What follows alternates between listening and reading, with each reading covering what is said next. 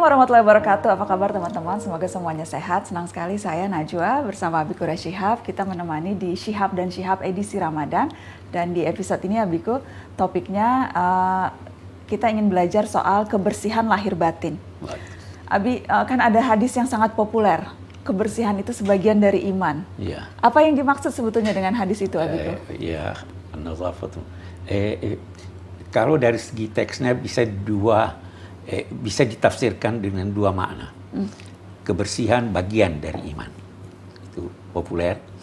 Yang kedua, kebersihan adalah manifestasi dari iman.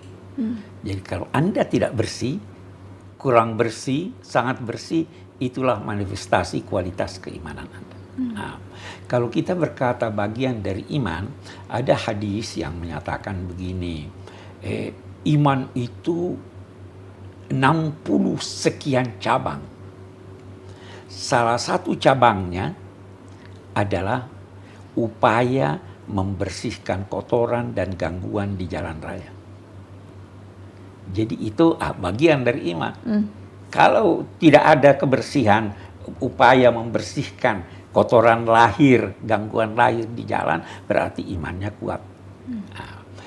Kalau kita berkata dia manifestasi iman, maka yang dimaksud dengan manifestasi iman ini puncaknya adalah mengakui keesaan Allah Subhanahu wa Ta'ala. Itu puncak iman. Itu sebabnya sejak dini itu populerkan wahyu pertama Iqra ya. Wahyu kedua itu apa? Apa gitu? Orang tidak banyak tahu. Iya, apa Bi?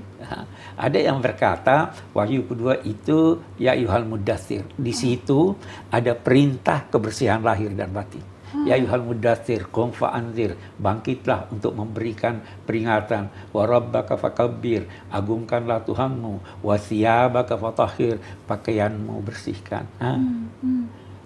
Wahyu kedua. Iya, sudah sejak semula. Warujta fahjur, tinggalkan semua kekotoran batin. Jadi sejak dini, kalau kita berkata itu wahyu kedua, ada yang berkata wahyu ketiga. Anyway, sejak dini sudah diharuskan kebersihan lahir dan batin. Dan itu selalu sepaket, sepasang, lahir dan batin. Lahir dan batin. Kalau dia hanya, bahkan ada yang lebih jelas sepaketnya. Itu di dalam Al-Quran, Allah ada menyebut sekian banyak orang yang memiliki sifat-sifat tertentu. Misalnya dikatakan, Wallahu yuhibbul muttaqin. Allah senang orang bertakwa, senang orang bersabar, senang orang muttaqin, sabirin, senang orang bertawakal. Ada salah satunya, yuhibbul mutatahhirin, yuhibbu at-tawwabin wal mutatahhirin. Allah senang kepada orang yang bertobat dalam arti membersihkan hatinya, dan senang kepada orang yang bersihkan badannya. Itu ayat turun karena ketika itu kan orang membersihkan dari kotoran batin dengan batu. Istinja dengan batu. Tapi mereka ini sekelompok orang waktu itu sudah mengambil inisiatif bersihkan dengan air. Maka turun air. Tuhan senang orang yang membersihkan setelah buang air besar dengan air. Karena air lebih bersih daripada batu. Nah, jadi sejak semula itu kebersihan lahir dan batin ini. Sayangnya kita hanya biasa membersihkan lahir. Batinnya kurang bersih.